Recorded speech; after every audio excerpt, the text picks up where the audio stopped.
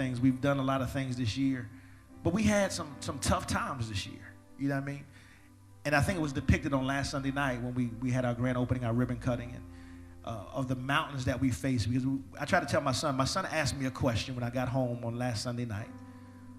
We sat down, we're watching TV, and he surprised me when he asked me this question. He said, "So was it worth it?" Because he saw the nights that we were putting in and the time that we were putting in. He saw the money that we were spending. He's been there when we were taking care of his grandmother. He's been there when we were flying back and forth to Atlanta and we were trying to open a church, but at the same time, Pastor Wanda's mom was fighting for her life. And so he saw us doing all that at the same time, and he saw us pressing. And he said, and I took it as a teaching moment, and before I answered, I said to him, "You tell me, was it worth it?"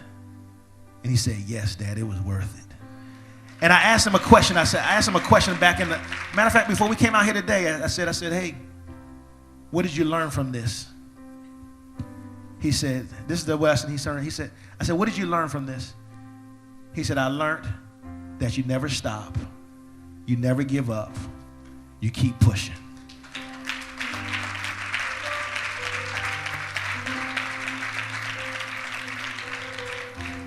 I said, "See, you see, everything didn't go perfect.